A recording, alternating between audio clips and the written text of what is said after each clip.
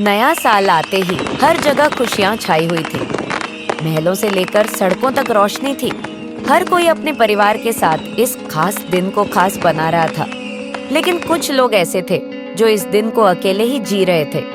घर से दूर एक छोटे से शहर में काम करने वाले लोग, जिनके पास अपने परिवार के पास जाने के लिए समय और पैसे नहीं थे।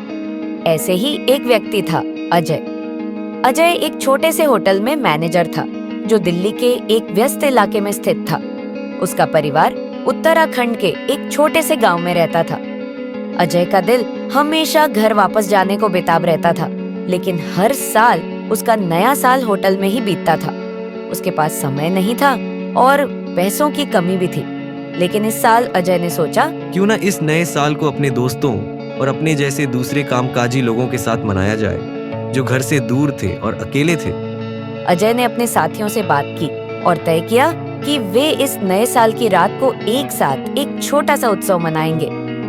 उनके मन में ख्याल आया, इस साल हम अकेले नहीं होंगे, बल्कि एक दूसरे के साथ मिलकर इस दिन को खास बनाएंगे। उन्होंने होटल के पास की गली में रहने वाले कुछ और कामकाजी लोगों को भी आमंत्रित किया, जिनके पास किसी खास कार्यक्रम में शामिल होने का समय नहीं था। जैसे जैसे रात करीब आ रही थी, होटल की लाइट्स में और भी रंग भरने लगे।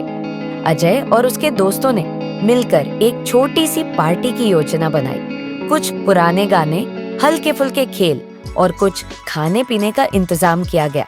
एक छोटे से कमरे में, जिसमें कभी सिर्फ काम होता था, आज उसमें खुशियां छा गईं। शुरुआत में सब थोड़ा संकोच कर रहे थे, लेकिन जैसे जैसे लोग एक दूसरे से बातें करने लगे, पुराने अनुभव शेयर करने लगे और हंसी मजाक करने लगे, उनका अकेलापन खत्म हो गया।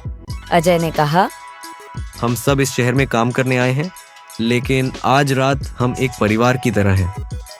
आज हम सब एक दूसरे के साथ हैं और यही सबसे बड़ी खुशी है। नए साल की घड़ी की घंटी बजी और सभी ने एक दूसरे को गले लगाकर नए साल की शुभकामनाएं दी।